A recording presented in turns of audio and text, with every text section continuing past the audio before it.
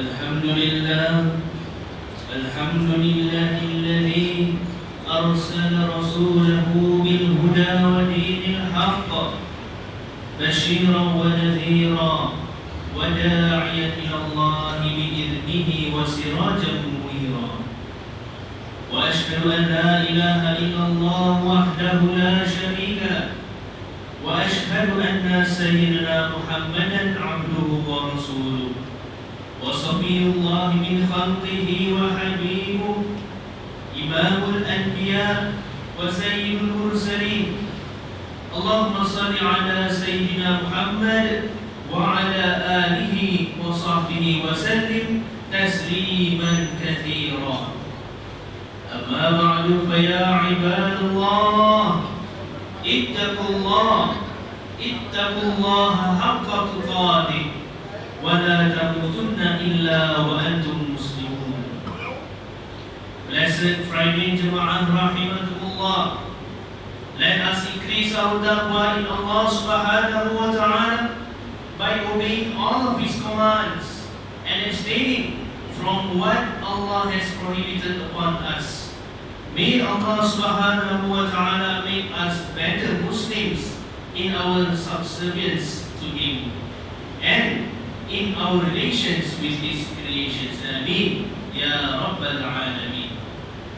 Jama'ah Rahimahullah.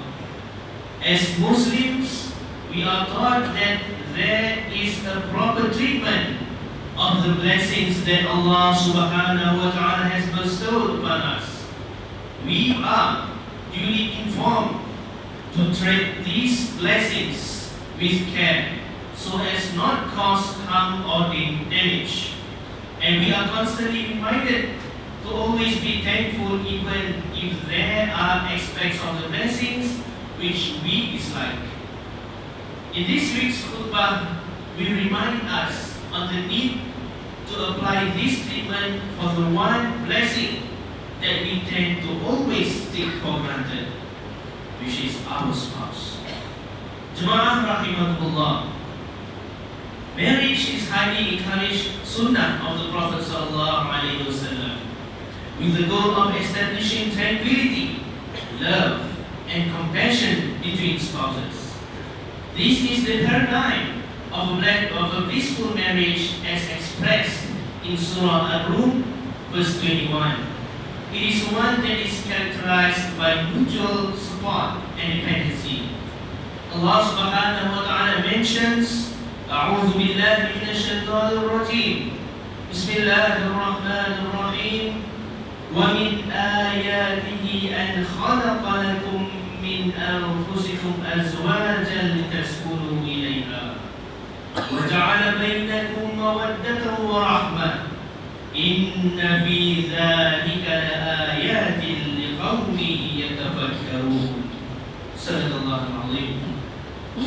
And of His signs is that He created for you from yourselves makes that you may find tranquility in them, and He placed between you affection and mercy.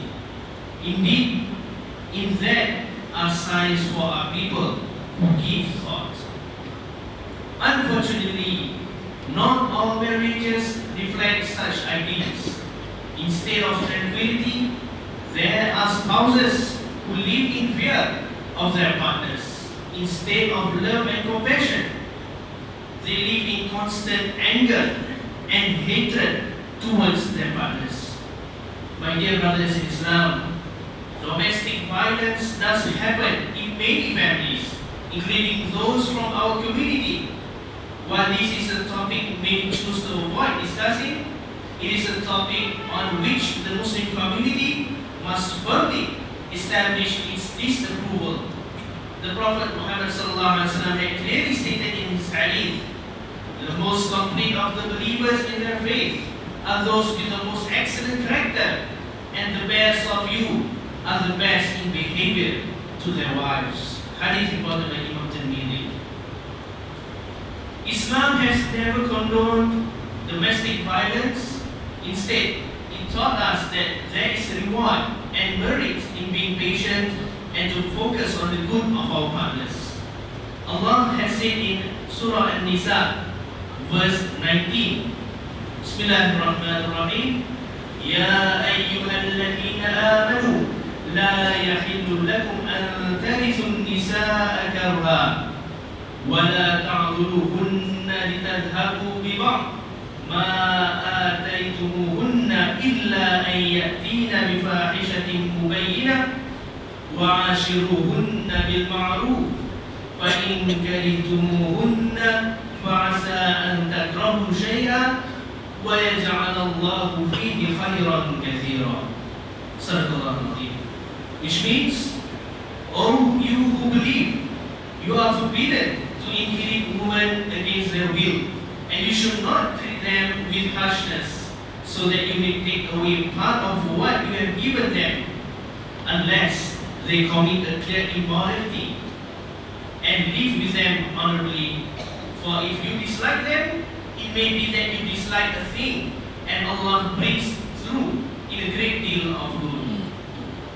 Jama'ah rahimahullah, in fact, even when the marriage has come to a point of no salvaging, Allah subhanahu wa ta'ala had taught us to let it go respectfully and immediately.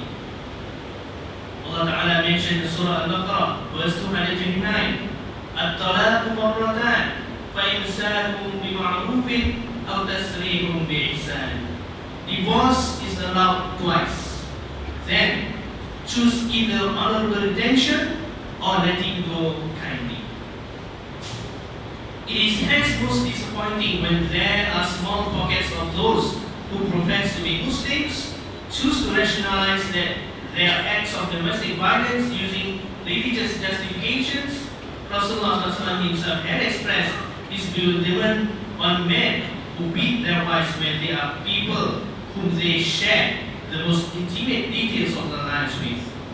The Prophet said, how does any one of you beat his wife as though he is eating a standard camel and then proceeds and sleeps with her?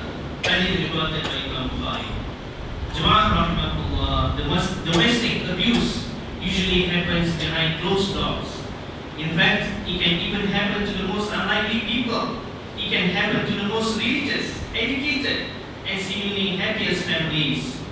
However, abuse is never a private matter which must be contained within the family. Exposing abuse is not airing one's dirty laundry in public. It is exposing an oppression, even potentially saving lives. If we know of someone who is going through this, it is our religious duty to help the victim come out of the situation. Rasulullah SAW had said, help your brother, whether he is an oppressor or an oppressed. A man had asked, Ya Rasulullah, I will help him if he is oppressed. But if he is an oppressor, how shall I help him? The Prophet ﷺ replied, by preventing him from oppressing others, and that is how to help him. Hadith reported by Imam Bukhari. Domestic violence is not just physical. The abuse may be emotional and psychological in nature too. The abuser may control the victim through harassment, threats, and verbal insults. Sometimes the victims may not even recognize that the abuse is taking place, as they are made to believe that they deserve the abuse or that it is religiously accepted that they be treated in such manner. But it is far from the truth, and we must help them realize the situation. My brothers in Islam, domestic violence also has a long-term impact on its victims. Besides the direct victims, children are especially vulnerable group. Witnessing abuse and incidents of violence can be really traumatic and psychologically damaging.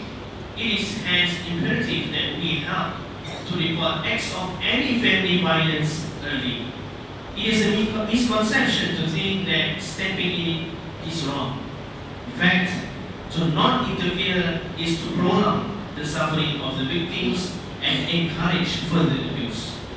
To report abuse, we can go to any nearby family service centers or even report this to the relevant authorities. In in this blessed month, let us pray for Allah subhanahu wa ta'ala to protect the sanctity of our marriage. May He guide us to treat our spouses with respect and dignity and with much care and affection. May we cherish this blessing of Allah in the form of our spouses. May He guide us to increase our love and appreciation towards each other and allow us to turn our weaknesses to valuable learning points that serve to strengthen our bond. And may Allah give strength to victims of abuse to bring themselves out of the situation, and for witnesses of abuse to step forward and assist these victims to the best of their abilities. Ameen. Ya Rabbal Alamin. Barakallahu li wa lakum fil Qur'anil Azim wa nafa'ani wa iyyakum bima fihi min al-ayati wa dhikril hakim wa taqabbala minni wa minkum tilawatahu innahu huwas samiul alim. Aqulu qawli hadha wa astaghfirullah al-azim li wa lakum wa li sa'iril muslimina wal muslimat wal mu'minina wal mu'minat fastaghfiruhu